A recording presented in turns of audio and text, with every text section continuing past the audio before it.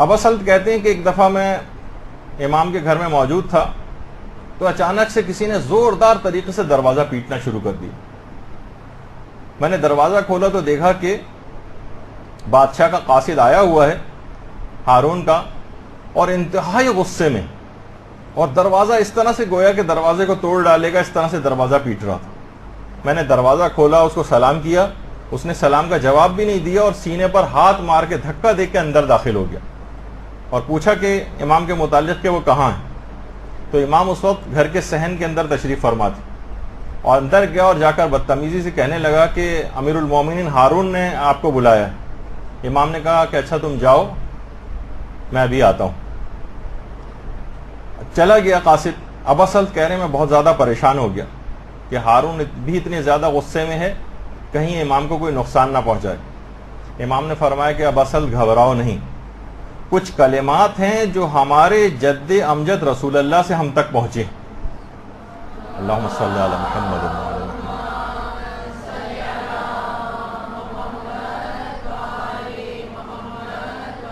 ان کی برکت سے مجھے کچھ نہیں ہوگا. بہار کے اندر بھی کلمات ہیں اور مفاتی کے اندر بھی ہیں. ان کلمات کے بارے میں امام فرماتے ہیں کہ رسول اللہ نے یہ فرمایا تھا.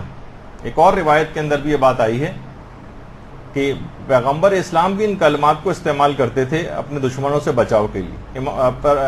رسول اسلام فرماتے تھے کہ اگر ابو جہل اب بھی میرا بال بیکا نہیں کر سکے گا، اگر ابو جہل نے میرا بال کوئی بیکا کیا تو سب لوگوں کے سامنے گواہی دے دینا کہ میں پیغمبر خدا نہیں ہوں. یعنی کلمات اتنے زیادہ طاقتور ہیں کہ ان کو ادائیگی کے بعد کوئی دشمن نقصان نہیں پہنچا سکتا. اور اس کے بعد ان کلمات کو حوالہ دے کر امام رضا نے ابا سلط سے کہا کہ اگر اس بادشاہ نے میرا بال بیکا کیا تو تم سب کے سامنے گواہی دے دینا کہ میں امام برحق نہیں ہوں. اور اس کے بعد پھر امام گئے اور وہ ہارون جو کہ بہت ہی زیادہ غصے میں تھا اور قتل کے اوپر بہت زیادہ آمادہ تھا، امام جیسے اندر داخل ہوئے تو امام یہ کلمات پڑھتے ہوئے گئے. اچھا اب ان کلمات کا ترجمہ دیکھیں اور اس لحاظ سے ایک پیغام بھی ہے آپ سب لوگوں کو کہ سب کو ان کلمات کو زبانی یاد کر لینا چاہیے، بچوں کو یاد کروانا چاہیے، کیونکہ ان کے الفاظ ہی دیکھیں کتنے زیادہ ایسے سٹرونگ ہیں کہ امام یہ جو کہتے ہوئے گئے، شروع کرتا ہوں اللہ کے نام سے جو بڑا مہربان اور نہایت رحم کرنے والا ہے. شروع کرتا ہوں اللہ کے نام سے، میں تجھ سے خدا کی پناہ چاہتا ہوں، چاہے تو با تقوی ہو یا بے تقوی ہو. خدا کی مدد سے میں تیرے کان اور تیری آنکھوں کو بند کر رہا ہوں. تیرے پاس مجھ پر تسلط حاصل کرنے کا کوئی راستہ نہیں، نہ میرے کانوں پر، نہ میری آنکھوں پر، نہ میرے بالوں پر، نہ کھال پر، نہ گوشت پر، نہ خون پر، نہ دماغ پر، نہ اعصاب پر، نہ میرے مال پر، نہ ہی میرے رزق پر کہ جو خدا نے مجھ کو عطا کیا ہے. میں اپنے اور تیرے درمیان ایک پردہ ڈال رہا ہوں، ایسا پردہ جو نبوت کا پردہ ہے، یعنی وہ پردہ جس کو انبیاء نے فرعون جیسے ظالم اور جابر بادشاہوں کے حملوں سے بچنے کے لیے اپنے اور ان کے درمیان ڈالا تھا. اور اس کے بعد اگلا جملہ ہے کہ دانی جانب سے جبرائیل، بائیں جانب سے میکائیل، پیچھے سے اسرافیل، سامنے سے حضرت محمد مصطفیٰ. اللہم صلی علی محمد وعلی محمد.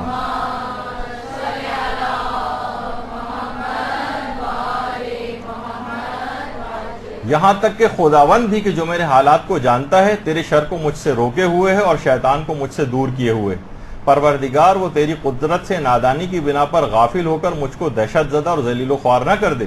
پروردگار میں تیری پناہ چاہتا ہوں، پروردگار میں تیری پناہ چاہتا ہوں، پروردگار میں تیری پناہ چاہتا ہوں. یہ ترجمہ ہے اس حرص کا. امام یہ حرص پڑھتے ہوئے یہاں تک کہ ہارون کے پاس جا کر کھڑے ہو گئے. اب ہارون نے جو کہ کسی وجہ سے، جو کہ بہرحال ایک اس کے اندر ایک جیلسی ہو گئی تھی امام سے کہ قتل کے اوپر آمادہ تھا، اچانک سے اس حرص کو سنتے ہی انتہائی مؤدب ہو گیا اور کہنے لگا ابو الحسن ثانی امام رضا کو کہا جاتا کہ اللہم صلی علی محمد وعلی محمد صلی علی محمد. میں نے خزانچی کو حکم دیا ہے کہ آپ کو جاتے وقت 1,00,000 درہم دیے جائیں اور آپ اپنی اور اپنے گھر والوں کی ضروریات کی ایک فہرست مجھے مرتب کر کے فراہم کر دیں، میں ان کو پورا کروں گا. اچھا پھر کچھ دیر باتیں ہوئیں. پھر جب امام رخصت ہونے لگے تو ہارون نے اوپر سے نیچے امام کو دیکھا اور بڑبڑاتے ہوئے کہنے لگا کہ میں نے کچھ ارادہ کیا تھا، اللہ نے کچھ اور ارادہ کیا تھا، خدا ہی کا ارادہ زیادہ بہتر ہوتا ہے اور وہی انجام بھی پاتا ہے. یعنی وہ کچھ کر نہیں سکا حرص کو کرنے کے بعد. اس حرص کو باقاعدہ شیخ عباس قمی نے اپنی کتاب منتہی الاعمال فصل نمبر 5 ہے، اس کی 10واں باب ہے، اس کے اندر اس کو نقل کیا ہے. اس کے علاوہ مفاتیح الجنان کے اندر بھی یہ ہے، اور یہ ضرور لوگوں کو اس کو لینا چاہیے، بچوں کو یاد کروانا چاہیے، روزانہ کی بنیاد پر خود بھی پڑھنا چاہیے.